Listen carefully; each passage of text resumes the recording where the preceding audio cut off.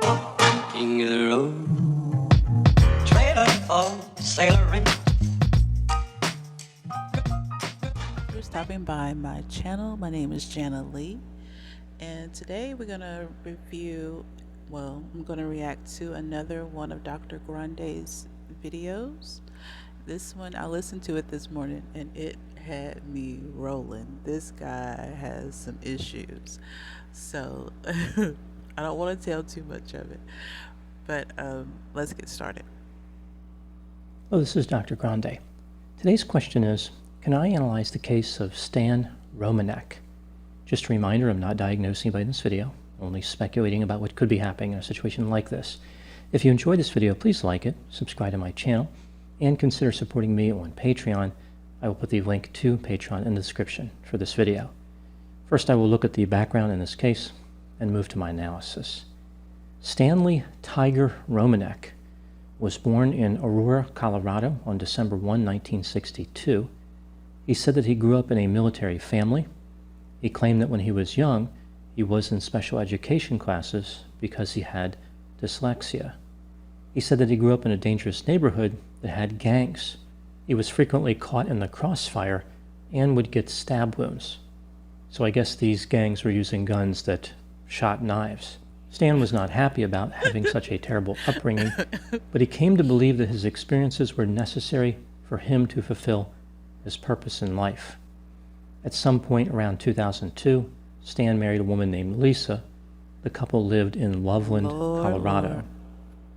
Claims about contact with aliens, including seeing UFOs and being abducted. He even made a movie about it in 2013. I'll talk more about his numerous claims and his movie in the analysis. In February of 2014, Stan was arrested for possessing inappropriate images featuring children. The authorities had found them on his computers. He was convicted of a felony in August of 2017 and sentenced to a halfway house for 2 years. Stan claimed that the government... So was he put on the sex offender registration? I mean, this is crazy. government must have planted the evidence on his computers. He also falsely claimed a relative planted the evidence. In November of 2020, Stan was sentenced to 10 additional years of intense supervised probation. Now moving to my analysis. Let's take a look at some of the claims that Stan has made over the years about having contact with aliens. Item number one. God, here we Stan go. said that he had his first official encounter with a UFO on December 27, 2000. I'm not exactly sure what the word official would mean in that context. Did the aliens notice him as they were flying by and say, "This is not an official visit to Earth, this is unofficial. Therefore, your sighting is unofficial as well"?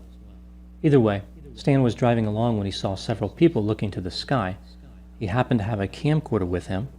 He captured images that looked like a silver hot air balloon. Stan didn't want to believe that it was an alien spaceship, but eventually he accepted that it must have been. Item number two. Stan said that in 2021, 3 aliens knocked on his door at 2:30 a.m. At first, it might seem as though they were there to sell Alien Scout cookies, but of course that's ridiculous. Aliens would never sell cookies door to door at that hour.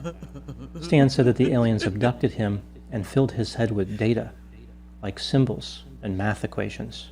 It sounds like the aliens realized that Stan's... So hold on. So how does that even work? How, Sway? How? Like, how do you download information into a human's brain? head had a lot of extra room, which was not being used. Item number 3. After the abduction in 2021, Stan said that he was abducted many more times. It was pretty much happening on a regular basis. He said the aliens had an intense interest in his reproductive system.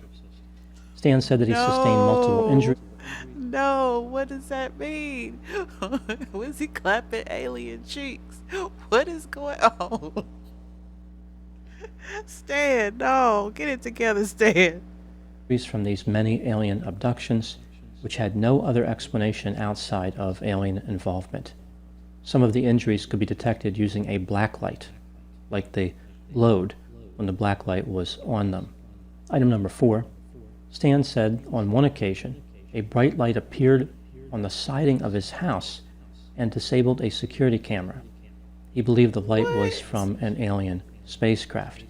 Of When he course he inspected did. the area the next morning, he found that the siding around the security camera was damaged as if it had been exposed to heat. Before he could remove a sample of the siding for analysis, mysterious men showed up at his house.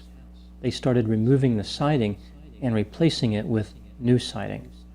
They told Stan that his landlord had ordered the work. Stan could not immediately get a hold of his landlord. He asked the men for the old siding, but they refused to give it to him. When Stan was finally able to reach the landlord denied hiring the contractors. Item number 5. Stan said that one time when he was riding his bicycle, he noticed that a black SUV was following him. He pulled into a parking lot, but the driver of the SUV somehow managed to find another entrance into the parking lot and stopped near him. Men from the vehicle intimidated him and threatened him. Stan said that he beat one of the men with a bicycle chain before being hit with a taser. Wait a minute. How did you get the bicycle chain off to beat them? How? How did you do that? This is crazy. Presumably fired by one of the men from the SUV. Item number 6. Stan said that one time when he was painting, he fell to the ground and hurt his leg. He went to a physician who said that he needed a surgery. Therefore, surgery was scheduled. After his visit to the physician, Stan was abducted by aliens, and a mysterious circle showed up in his yard. His leg felt stiff, but there was no pain. It had been miraculously healed. The physicians were stunned. Item number 7. After one alien abduction, Stan said that he woke up to find himself in a woman's flannel nightgown. He thought that the aliens also took a woman, and they switched up the clothing. Stan, if you a cross-dresser, just say that. If you love women's clothes, if you like to wear them, just say that, Stan. Say that. You didn't get abducted by aliens. Just probably had on heels. So he was taken at the same time as this woman, and the aliens simply became confused as to who was wearing what clothes. I get this image of two aliens talking on a spaceship. One of them is holding up articles of clothing and says, "Does this guy get the pajama top or the flannel nightgown?" The other alien responds, "How am I supposed to know? I thought you were keeping track. Just make your best guess." Interestingly, Stan came to believe that the other person who was abducted was Betty Hill. She and her husband Barney came up with one of the most famous alien abduction hoaxes in the world when they said they were abducted in 1961. I have a separate video about them. Stan was questioned about having the flannel nightgown tested for DNA. He said that that was too expensive. Moving to item number 8, Stan recorded 2 videos that feature aliens looking into his house. At least this is what he claims. In one of the videos, a gray alien can be seen looking through a window. In another video, a gray alien is leaning to its left and looking through a sliding glass door. Stan said that the aliens had been sneaking around his...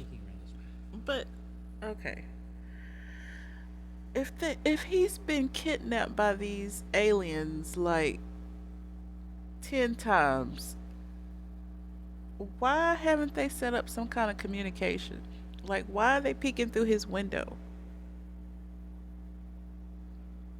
Why are they leaning into his door and peeking in? Like, he's obviously not scared of him. So, I mean, I don't know. This story is getting crazier and crazier. ...property for a while. Stan claimed that he talked to an expert on videos who said that creating a fake of the first video would cost $50,000. So Stan is saying that the video must be real because he didn't have that kind of money.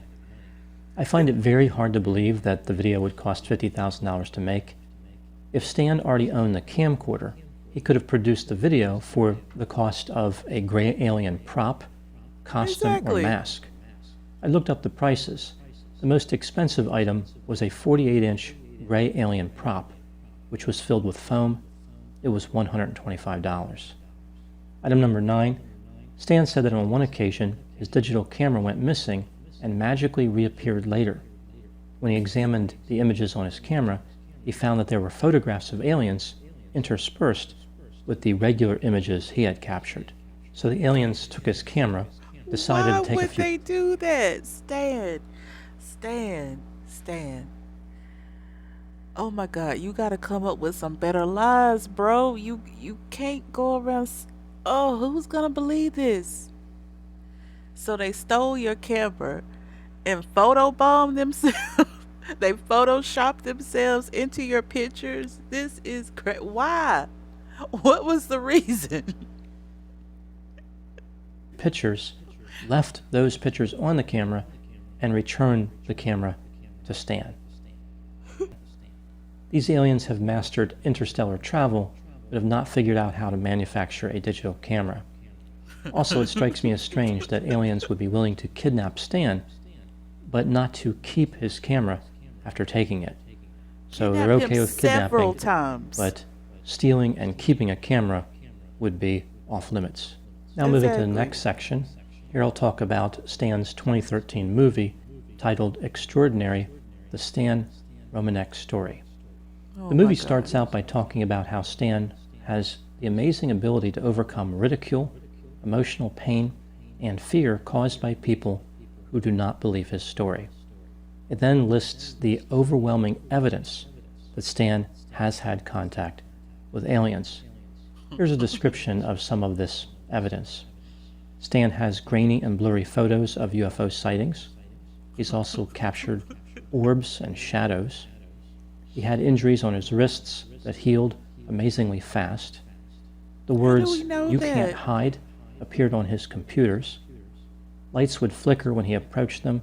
His speakers would make buzzing sounds even though they were not plugged in.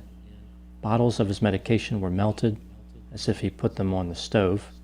Birds would fly into his vehicle. At one point, his wristwatch stopped functioning. He captured aliens peeking through the windows and had still photos of aliens, some of whom looked like children. And he would receive creepy mechanical-sounding calls on his voicemail where the caller would refer to him as Starseed. This is a term for people who believe they originated as extraterrestrials. They were sent to Earth by being born as a human or taking over an existing human. A number of people were interviewed in the movie. I find it curious that they all essentially made the same observation about Stan. They insisted that he was normal, with one person even describing him as very normal. Two mental health clinicians with PhDs insisted that Stan was amazing and definitely normal. Moving to the next section, here are my thoughts on a few items that stood out to me in this case. Item number 1. Many people who claim to be alien abductees assign a grandiose meaning to their experience. It wasn't just about some aliens who became bored and decided to kidnap somebody.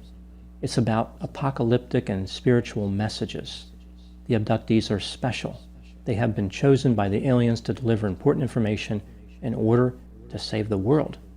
Some of them, like Stan, imply that they are starseeds. So these starseeds are aliens who are on Earth, who other aliens regularly kidnap to communicate some important message. Why didn't these starseeds just take the message with them when they came to Earth? It seems like this whole problem could have been avoided with a little planning.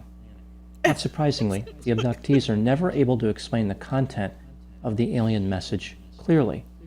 So the aliens have made all this effort, but have still not achieved their objective. I guess this explains why the aliens continue the abductions. They're hoping someday that one of the people they take will understand what they're trying to say. Item number 2.